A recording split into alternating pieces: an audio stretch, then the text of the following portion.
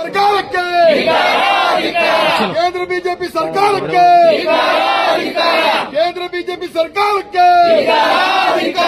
ಧಿಕ್ಕಾರ ಧಿಕ್ಕಾರ ಬಿಜೆಪಿಗೆ ಧಿಕ್ಕಾರ ಧಿಕ್ಕಾರ ಧಿಕ್ಕಾರ ಬಿಜೆಪಿಗೆ ಧಿಕ್ಕಾರಕ್ಕೆ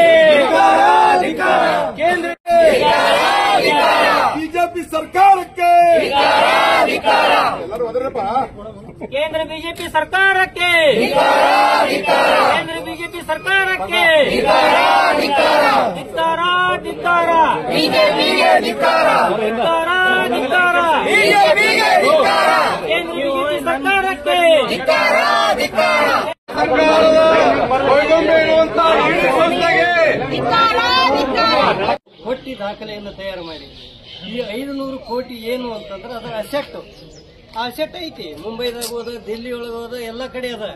ಜನರನ್ನ ದಿಶಾಭೂಲು ಮಾಡುವ ರೀತಿಯಲ್ಲಿ 500 ಕೋಟಿ ಅಸೆಟ್ ಅನ್ನು ಇವರು ತಮ್ಮ ಸ್ವಂತಕ್ಕೆ ಬಳಸಿಕೊಂಡಾರ ಅಂತ ಹೇಳಿ ಒಂದು ಕೋರ್ಟ್ ಕೇಸನ್ನ ಎನ್ಫೋರ್ಸ್ಮೆಂಟ್ ಡೈರೆಕ್ಟರ್ ಮುಖಾಂತರ ಹಾಕಿ ಸೋನಿಯಾ ಗಾಂಧಿ ಅವರನ್ನ, ರಾಹುಲ್ ಗಾಂಧಿ ಅವರ ಮೇಲೆ ಚಾರ್ಜ್ ಶೀಟ್ ಹಾಕಲಿಕ್ಕೆ ಹೊರಟಿದ್ದಾರಲ್ಲ. ಈ ಬಿಜೆಪಿ ಸರ್ಕಾರದ ನಿಜವಾದ ಅಜೆಂಡಾ ಏನು ಅಂತಂದ್ರೆ, ಶ್ರೀಮಾನ್ ರಾಹುಲ್ ಗಾಂಧಿ ಅವರು ಗುಜರಾತ್ ರಾಜ್ಯದಲ್ಲಿ ಮುಂಬರುವ ಚುನಾವಣೆಯಲ್ಲಿ ಜನಜಾಗೃತಿಯ ಯಾತ್ರೆಯನ್ನು ಹಾಕಿಕೊಂಡಿದ್ದಾರೆ. ಇಲ್ಲಿಂದಲೇ ಪ್ರಾರಂಭ, ಬಿಜೆಪಿಯ ಪತನ ಇಲ್ಲಿಂದಲೇ ಪ್ರಾರಂಭ ಅಂತ ಹೇಳಿ ಗುಜರಾತದಲ್ಲಿ ಅವರೇನು ಒಂದು ಇದನ್ನ ಯಾತ್ರೆಯನ್ನು ಹಾಕೊಂಡಿದ್ದಾರೆ. ಅದಕ್ಕೆ ಕಡಿವಾಣ ಹಾಕುವ ಸಲುವಾಗಿ ಈ ಕೋರ್ಟ್ ಕೇಸ್ ಹಾಕಿದ್ದಾರೆ ಹೊರತಾಗಿ ಇದರಲ್ಲಿ ಯಾವುದೇ ಅರ್ಥ. ಇದು ಅಧಿಕಾರದ ಸ್ಪಷ್ಟ ದುರುಪಯೋಗ.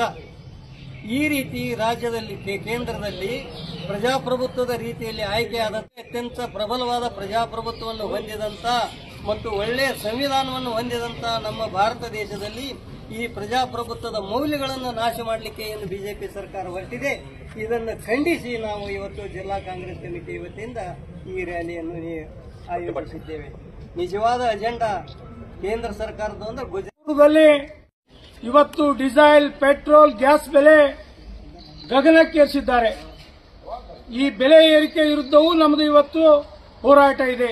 ಈ ಎರಡು ಪ್ರಮುಖ ವಿಷಯಗಳನ್ನು ವಿರೋಧಿಸಿ ಕಾಂಗ್ರೆಸ್ ಜಿಲ್ಲಾ ಸಮಿತಿ ವತಿಯಿಂದ ರಾಷ್ಟ್ರಪತಿಗಳಿಗೆ ಮಾನ್ಯ ವಿಜಯಪುರ ಜಿಲ್ಲಾಧಿಕಾರಿಗಳ ಮುಖಾಂತರ ಮನವಿ ಕೊಡ್ತಕ್ಕಂಥ ಈ ಸಂದರ್ಭದಲ್ಲಿ ಜಿಲ್ಲೆಯ ಎಲ್ಲ ನಮ್ಮ ಪಕ್ಷದ ಹಿರಿಯ ಧುರೀಣರಿದ್ದೇವೆ.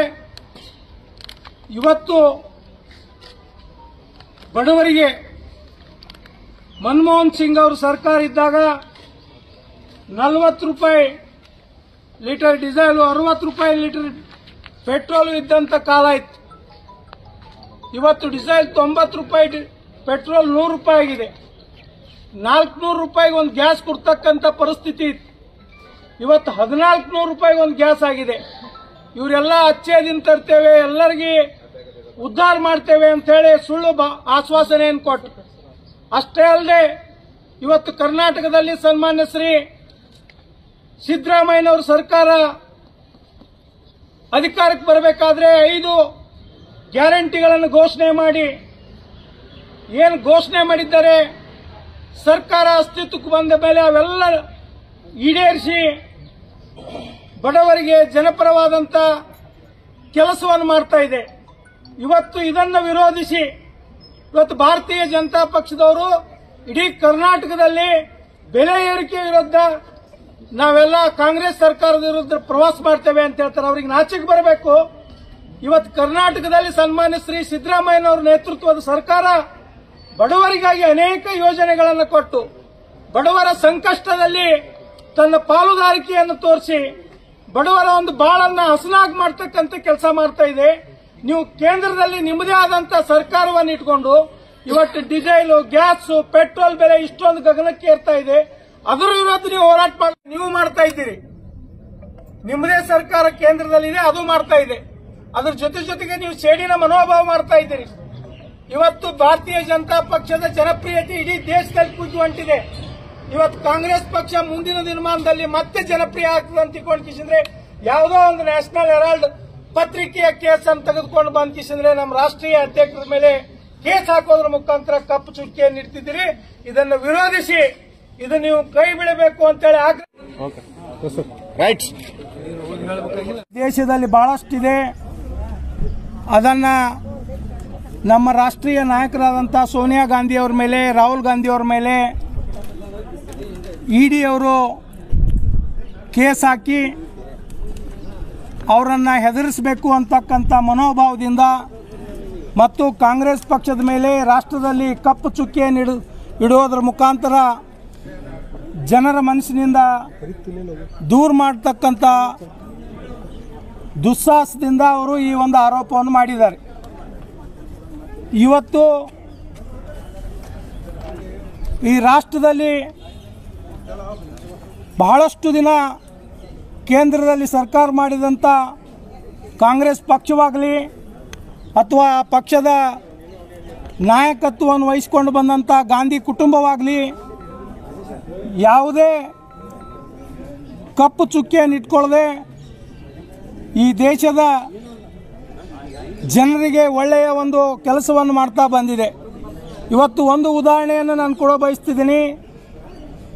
ಡಾಕ್ಟರ್ ಮನಮೋಹನ್ ಸಿಂಗ್ರವರು 2004ರಲ್ಲಿ ಪ್ರಧಾನಮಂತ್ರಿಗಳಾಗತಕ್ಕಂಥ ಸಂದರ್ಭದಲ್ಲಿ ಈ ದೇಶದ ಎಲ್ಲ ಜನರು ತಿಳ್ಕೊಂಡಿದ್ರು ಕಾಂಗ್ರೆಸ್ ಪಕ್ಷ ಅಧಿಕಾರಕ್ಕೆ ಬಂದು ಸೋನಿಯಾ ಗಾಂಧಿಯವರು ಪ್ರಧಾನಮಂತ್ರಿಗಳಾಗ್ತಾರೆ ಅಂಥೇಳಿ. ಅವತ್ತು ಸೋನಿಯಾ ಗಾಂಧಿಯವರು ಪ್ರಧಾನಮಂತ್ರಿ ಅಂತ ಸ್ಥಾನವನ್ನೇ ತ್ಯಾಗ ಮಾಡಿ ಈ ದೇಶದ ಒಬ್ಬ ಆರ್ಥಿಕ ತಜ್ಞ ಡಾಕ್ಟರ್ ಮನಮೋಹನ್ ಸಿಂಗ್ ಅವರಿಗೆ ಮಾಡಿಕೊಟ್ರು. ಇಂಥ ಒಂದು ತ್ಯಾಗ ಸ್ವರೂಪದ ಆ ಕುಟುಂಬ ಇಂಥ ಆಸ್ತಿಗಳಲ್ಲಿ ತಮ್ಮ ಕೈವಾಡಿದೆ ಅಥವಾ ಅದನ್ನು ಸಂಪಾದನೆ ಮಾಡ್ತಕ್ಕಂಥಲ್ಲಿ ಭ್ರಷ್ಟಾಚಾರ ಮಾಡಿದ್ದಾರೆ ಅಂತೇಳಿ ಏನು ಇಡಿ ಆರೋಪ ಮಾಡ್ತಾ ಇದೆ, ಇದು ಶುದ್ಧ ಸುಳ್ಳು. ಈ ಇಡಿ ಇಲಾಖೆ ಹಿಂದ್ಗಡೆ ಕೇಂದ್ರ ಗೃಹ ಸಚಿವರು, ಪ್ರಧಾನಮಂತ್ರಿಗಳು ಕೈವಾಡ ಇದೆ. ಅವ್ರು ಕುಂತು ಇಡಿ ಅವರಿಗೆ ಕಾಂಗ್ರೆಸ್ ನಾಯಕರ ಮೇಲೆ, ಕಾಂಗ್ರೆಸ್ ಪಕ್ಷದ ಮೇಲೆ ಕಪ್ಪು ಚುಕ್ಕಿಯನ್ನು ಇಡ್ತಕ್ಕಂಥ ಕೆಲಸವನ್ನು ಮಾಡ್ತಾ ಇದ್ದಾರೆ. ಇದು ಖಂಡನೀಯ. ಅದನ್ನು ನಾವು ಇವತ್ತು ವಿರೋಧಿಸ್ತಾ ಇದ್ದೇವೆ. ಎರಡನೇದಾಗಿ ನಿನ್ನೆ ವಿಜಯಪುರಕ್ಕೆ ಕರ್ನಾಟಕ ಪ್ರದೇಶ ಭಾರತೀಯ ಜನತಾ ಪಕ್ಷದ ಅಧ್ಯಕ್ಷರು ಬಂದು ಬೆಲೆ ಏರಿಕೆಯನ್ನು ಕುರಿತುಕಿಸಿದ್ರೆ ಮಾತನಾಡಿ ಹೋಗಿದ್ದಾರೆ. ನಮಗೆಲ್ಲ ನೋಡಿದ್ರೆ ಅವರಿಗೆ ನಾಚಿಕೆ ಬರಬೇಕು. ಇವತ್ತು ಕೇಂದ್ರದಲ್ಲಿರ್ತಕ್ಕಂಥ ಸರ್ಕಾರ ಜನಸಾಮಾನ್ಯರಿಗೆ ಶ್ರೀಯುತ ಮನಮೋಹನ್ ಸಿಂಗ್ ಅವರು 2004ರಿಂದ 2014ರವರೆಗೆ ಈ ದೇಶದಲ್ಲಿ diesel rate, petrol rate, gas rate ಎಷ್ಟೊಂದು ಕಡಿಮೆ ಇತ್ತು. ತದನಂತರ ಈ 10 ವರ್ಷದಲ್ಲಿ ಈ ಎಲ್ಲ ರೇಟ್ಗಳು ಗಗನಕ್ಕೇರಿದು. ಅವರಿಗೆ ಅದು ಗೊತ್ತಿದ್ರೂ ಕರ್ನಾಟಕದಲ್ಲಿ ಸನ್ಮಾನ್ಯ ಶ್ರೀ ಸಿದ್ದರಾಮಯ್ಯನವರ ನೇತೃತ್ವ 5 ಗ್ಯಾರಂಟಿಗಳನ್ನು ನೀಡಿ ಜನಸಾಮಾನ್ಯರ ಮನಸ್ಸಿನಲ್ಲಿ ಅಚ್ಚಳಿಯದೆ ಕೂತ್ಕೊಳ್ತಾ ಇದೆ. ಇದಕ್ಕೇನಾದರೂ ಒಂದು ಕಪ್ಪು ಚುಕ್ಕಿಯನ್ನಿಟ್ಟು ಆ ಸರ್ಕಾರದ ಹೆಸರು ಕೆಡಿಸಬೇಕು ಅಂತೇಳಿ ಇವತ್ತು ಪ್ರಚಾರ ಅಪಪ್ರಚಾರ ಮಾಡ್ಕೊತ ಹೊಂಟಿದ್ದಾರೆ. ನಾನು ಹೇಳ್ತಾ ಇದ್ದೀನಿ, ಭಾರತೀಯ ಜನತಾ ಪಕ್ಷದವರಿಗೆ ನಿಮ್ಮದೇ ಆದಂಥ ಕೇಂದ್ರ ಸರ್ಕಾರದ ವಿರುದ್ಧ ಹೋಗಿ ನೀವು ಹೋರಾಟ ಮಾಡಿರಿ. ಈ ದೇಶದೊಳಗೆ ಡೀಸೆಲ್, ಪೆಟ್ರೋಲ್, ಗ್ಯಾಸ್ ಬೆಲೆ ಕಡಿಮೆ ಮಾಡಿರಿ, ಜನಸಾಮಾನ್ಯರಿಗೆ ತೊಂದರೆ ಆಗ್ತದೆ ಅಂತೇಳಿ.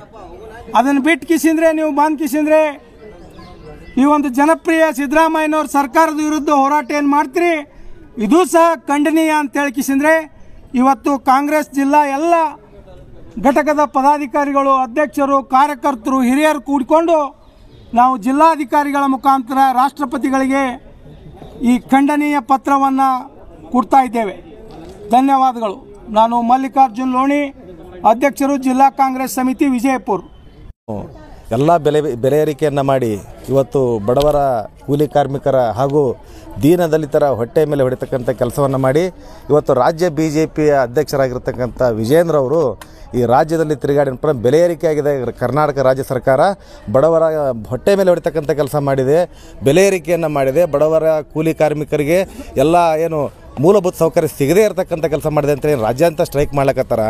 ವಿಜೇಂದ್ರ ಅವರೇ, ಈ ಮೂಲಕ ತಮ್ಮಲ್ಲಿ ನಾನು ಮನವಿ ಮಾಡ್ತೀನಿ. ಏನಪ್ಪ ಅಂದರೆ, ಕೇಂದ್ರ BJP ಸರ್ಕಾರ ಏನಿದೆಯಲ್ಲ, ಕೇಂದ್ರ BJP ಸರ್ಕಾರ ಇವತ್ತು ಇಡೀ ದೇಶದಲ್ಲಿ, ಬರೀ ನಮ್ಮ ರಾಜ್ಯ ಅಲ್ಲ, ಇಡೀ ದೇಶದಲ್ಲಿ ಪ್ರತಿಯೊಬ್ಬರಿಗೂ ಕೂಡ ಅನ್ಯಾಯ ಮಾಡ್ತಕ್ಕಂಥ ಕೆಲಸ BJP ಮಾಡಿಕೊಂಡೇ ಬಂದಿದೆ. ಇವತ್ತು BJP ಅಧಿಕಾರಕ್ಕೆ ಬರಬೇಕಾದ್ರೆ ನರೇಂದ್ರ ಮೋದಿ ಅವರು ಹೇಳಿದರು, ಏನಪ್ಪ ಅಂದರೆ, ಪ್ರತಿ ವರ್ಷ ನಾವು ಅಧಿಕಾರಕ್ಕೆ ಬಂದರೆ 2 ಕೋಟಿ ಉದ್ಯೋಗವನ್ನು ಸೃಷ್ಟಿ ಮಾಡ್ತೇನೆ, ಹಾಗೂ ವಿದೇಶದಲ್ಲಿರ್ತಕ್ಕಂಥ ಕಪ್ಪು ಹಣವನ್ನು ತಂದು ಈ ದೇಶದ ಪ್ರತಿಯೊಬ್ಬ ಬಡವರ ಅಕೌಂಟಿಗೆ 15 ಲಕ್ಷಗಳನ್ನು ನಾನು ಹಾಕ್ತೇನೆ. ಆಮೇಲೆ ಇಲ್ಲಿ ಈ ದೇಶದಲ್ಲಿ ಯಾವುದೇ ಬಡವರಿಗೂ ಕೂಡ ಅನ್ಯಾಯವಾಗದೇ ಇರತಕ್ಕಂಥ ರೀತಿಯಲ್ಲಿ ನಾನು ನೋಡ್ಕೊಂಡು ಹೋಗ್ತೀನಿ ಅಂತಕ್ಕಂಥ ಮಾತನ್ನು ಕೊಟ್ಟಿದ್ರಿ ನರೇಂದ್ರ ಮೋದಿಯವರೇ. ಈ ಮೂಲಕ ನಾನು ತಮ್ಮಲ್ಲಿ ಪ್ರಶ್ನೆಯನ್ನು ಮಾಡ್ತಾ ಇದ್ದೇನೆ. 2 ಕೋಟಿ ಉದ್ಯೋಗ ಸೃಷ್ಟಿ ಮಾಡ್ತೀನಿ ಅಂತ ಹೇಳಿದ್ರಲ್ಲ, ಈಗ 11 ವರ್ಷಗಳಾಯಿತು ತಾವು ಅಧಿಕಾರದಲ್ಲಿದ್ದೆವು. 11 ವರ್ಷ ಅಂದರೆ 22 ಕೋಟಿ ಉದ್ಯೋಗಗಳನ್ನು ಸೃಷ್ಟಿ ಮಾಡಬೇಕಾಗಿತ್ತು. ಎಲ್ಲಿ ಉದ್ಯೋಗವನ್ನು ಸೃಷ್ಟಿ ಮಾಡಿದ್ರಿ? ಇವತ್ತು ನೋಡ್ತಾ ಇದ್ದೀವಿ, ಉದ್ಯೋಗ ಇದ್ದವರು ಕೂಡ ಉದ್ಯೋಗವನ್ನು ಕಳ್ಕೊಳ್ತಕ್ಕಂಥ ಪರಿಸ್ಥಿತಿ ಏನಂತ ತಾವು ತಂದು ಒಡ್ಡಿದ್ರಿ.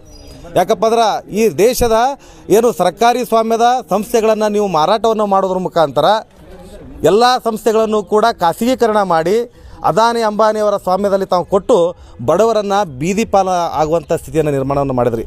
ಇವತ್ತು ಉದ್ಯೋಗ ಸೃಷ್ಟಿ ಮಾಡೋದಿರಲಿ, ಇದ್ದ ಉದ್ಯೋಗನ ಕಾಪಾಡಿಕೊಂಡು ಹೋಗುವಲ್ಲಿಯೂ ಕೂಡ ತಾವು ನಿಷ್ಕಾಳಜಿಯನ್ನು ತೋರಿದ್ರಿ ಅಂತಕ್ಕಂಥ ಮಾತನ್ನು ಈ ಸಂದರ್ಭದಲ್ಲಿ ಹೇಳ್ತಾ ಇದ್ದೇನೆ. ಹಾಗೆಯೇ ಇಡೀ ದೇಶದಲ್ಲಿ ಬಡವರ ಪರವಾಗಿ ಕಾಂಗ್ರೆಸ್ ಪಕ್ಷ ದುಡ್ಕೊಂಡು ಬಂದಿದೆ. ಈ ರಾಜ್ಯದಲ್ಲಿ ಕೂಡ ಸಿದ್ದರಾಮಯ್ಯ ಸರ್ಕಾರ ಏನಪ್ಪ ಅಂದರೆ ಬಡವರಿಗೆ ಆಗಿರತಕ್ಕಂಥ ಅನ್ಯಾಯವನ್ನು ಹೋಗಲಾಡಿಸಲಿಕ್ಕೆ 5 ಗ್ಯಾರಂಟಿಯನ್ನು ತಂದು ಇಡೀ ದೇಶದಲ್ಲಿ ಬಡವರಿಗೆ ಶಕ್ತಿಯಾಗಿರತಕ್ಕಂಥ ಕೆಲಸ ಇವತ್ತು ಕಾಂಗ್ರೆಸ್ ಸರ್ಕಾರ ರಾಜ್ಯದಲ್ಲಿ ಮಾಡಿದೆ, ಸಿದ್ದರಾಮಯ್ಯ ಸರ್ಕಾರ ಮಾಡಿದೆ ಅಂತಕ್ಕಂಥ ಮಾತನ್ನು ಈ ಮೂಲಕ ಹೇಳ್ತಾ ಇದ್ದೇನೆ. ಹಾಗೆ ಇವತ್ತು ಜಿಲ್ಲೆಯಲ್ಲಿ ನಮ್ಮ ಜಿಲ್ಲಾ ಕಾಂಗ್ರೆಸ್ ಅಧ್ಯಕ್ಷರಾಗಿರ್ತಕ್ಕಂಥ ಶ್ರೀ ಮಲ್ಲಿಕಾರ್ಜುನ್ ಲೋಡಿ ಸಾಹೇಬರ ಒಂದು ನೇತೃತ್ವದಲ್ಲಿ ಈಗ ನಾವು ಜಿಲ್ಲಾಧಿಕಾರಿಗಳ ಮೂಲಕ ರಾಜ್ಯಪಾಲರಿಗೆ ಏನದ ಮನವಿಯನ್ನು ಸಲ್ಲಿಸಿದ್ದೇವೆ. ಕೇಂದ್ರ ಬಿಜೆಪಿ ಸರ್ಕಾರದ ಧೋರಣೆಯನ್ನು ನಾವು ತೀವ್ರವಾಗಿ ಖಂಡಿಸ್ತೇವೆ ಅಂತಕ್ಕಂಥ ಮಾತನ್ನು ಹೇಳಿ ನನ್ನ 2 ಮಾತುಗಳನ್ನು ಮುಗಿಸ್ತಾ ಇದ್ದೇನೆ. ಧನ್ಯವಾದಗಳು. ರಮೇಶ್ ಗುಬ್ಬೇವಾಡ್, ಜಿಲ್ಲಾ ಕಾಂಗ್ರೆಸ್ ಸಮಿತಿ ಪರಿಶಿಷ್ಟ ಜಾತಿ ವಿಭಾಗದ ಅಧ್ಯಕ್ಷರು.